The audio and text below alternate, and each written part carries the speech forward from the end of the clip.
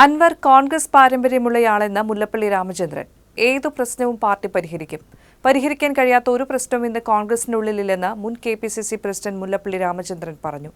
അതേസമയം പ്രതിപക്ഷ നേതാവ് VD സതീശനെ രൂക്ഷമായി വിമർശിച്ച നിലമ്പൂർ മുൻ MLA PV അൻവർ രംഗത്തെത്തി. UDFുമായി സഹകരിക്കാൻ കത്ത് നൽകിയിട്ട് 4 മാസമായെന്നും അൻവർ ആരോപിച്ചു.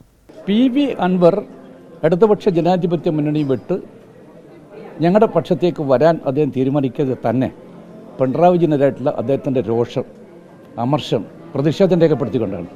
പിണറായിസം അവസാനിപ്പിക്കും, അതുപോലെ മരുമകനിസം അവസാനിപ്പിക്കുന്നതാണ് അദ്ദേഹം പറഞ്ഞത്. അപ്പം അദ്ദേഹത്തെ സംബന്ധിച്ചിടത്തോളം പിണറായി വിജയനോ അല്ലെങ്കിൽ കോൺഗ്രസ് വിരുദ്ധ ശക്തികൾക്കോ വിജയിക്കാനുള്ള രാഷ്ട്രീയ സാഹചര്യം അദ്ദേഹം സൃഷ്ടിക്കില്ല എന്ന കാര്യത്തിൽ എനിക്ക് സംശയമില്ല. പിന്നെ അദ്ദേഹത്തിൻ്റെ കുടുംബ പാരമ്പര്യം, അദ്ദേഹത്തിൻ്റെ പിതാവ് ഞങ്ങളുടെ ഓൾ ഇന്ത്യ കോൺഗ്രസ് കമ്മിറ്റിയുടെ അംഗമായിരുന്നു. പിന്നെ എന്തോ ചില കാരണങ്ങൾ കൊണ്ട് അദ്ദേഹം കോൺഗ്രസിൻ്റെ ഒരു മാർഗത്തിൽ നിന്ന് മാറിപ്പോയി എന്ന് മാത്രമേ ഉള്ളൂ. അദ്ദേഹത്തിന് എന്തെങ്കിലും അഭിപ്രായ വ്യത്യാസം ഉണ്ടെങ്കിൽ അഭിപ്രായ വ്യത്യാസമൊക്കെ പരിഹരിക്കാൻ ഇന്ത്യൻ നാഷണൽ കോൺഗ്രസ് തയ്യാറാണല്ലോ. കാല് പിടിക്കുമ്പോൾ മുഖത്ത് ചവിട്ടുക എന്ന് പറഞ്ഞില്ലേ? അപ്പം ഞാൻ ഈ കാല് പിടിക്കാനില്ല. ഞാൻ ഈ കാല് പിടിച്ചിരുന്ന കേരളത്തിലെ ജനങ്ങൾക്ക് വേണ്ടിയാണ്. എനിക്ക് ഒരു അധികാരവും വേണ്ട. അങ്ങനെയൊക്കെയാണല്ലോ ഒരു തെറ്റിദ്ധാരണ. എന്താ പറയുക, ചില ആളുകളുടെ ധാരണ കത്രികപ്പൂട്ട് എന്ന് പറയും. നമ്മൾ പണ്ടത്തെ ആളുകൾ ഇങ്ങനെ കുടിക്കിയാൽ ഇവിടെ പിണറായി ആണല്ലോ. അപ്പോൾ ഇവിടുന്ന് ഒരു ഇതാണ് കത്രികപ്പൂട്ട്. ഈ കത്രികപ്പൂട്ടിൽ ഇട്ടിട്ട് ഇങ്ങനെ ആക്കിയാൽ ആരായാലും എന്തെങ്കിലും പറയല്ലോ, സഹായിക്കും. അത് പറയണോ? അങ്ങനെ വിചാരിക്കേണ്ടവർ എങ്ങനെ ഷൗക്കത്ത് സ്ഥാനാർത്ഥിയായി എന്നും എന്തുകൊണ്ട് സ്ഥാനാർത്ഥിയായി എന്നും PV അൻവറിനത് ഡിക്ലെയർ ചെയ്യാത്ത എന്താണെന്നൊക്കെ എനിക്കറിയാം.